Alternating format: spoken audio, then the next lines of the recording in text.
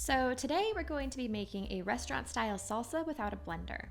For this recipe, you will need tomatoes, garlic, jalapenos, shallots, cilantro, and lime.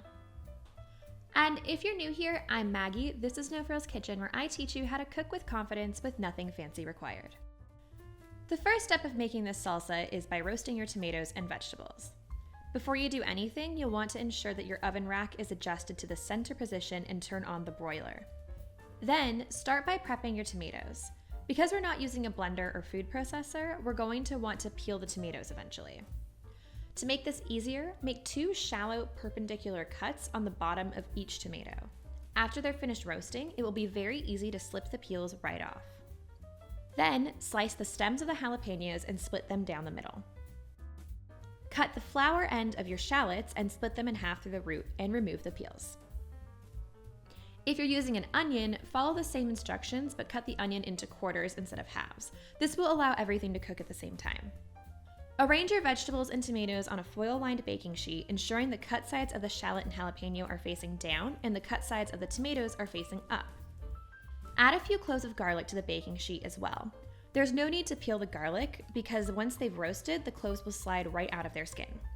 Drizzle everything with a bit of neutral oil and season lightly with some salt.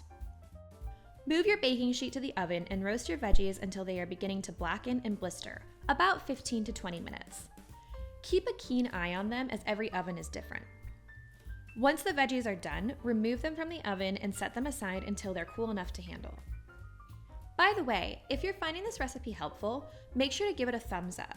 It helps more people find my videos and I would really appreciate it. Once the vegetables have cooled, remove the peels from the tomatoes and garlic cloves. Add the peeled tomatoes to a large bowl and break them up with a potato masher. Because you're making salsa without a blender or food processor, this is going to be the easiest way to puree the tomatoes. Mash the tomatoes until they are mostly broken down. Next, scoop out and reserve the seeds and ribs from your jalapenos. You'll be using them later, so don't toss them out. And finally, chop the jalapenos.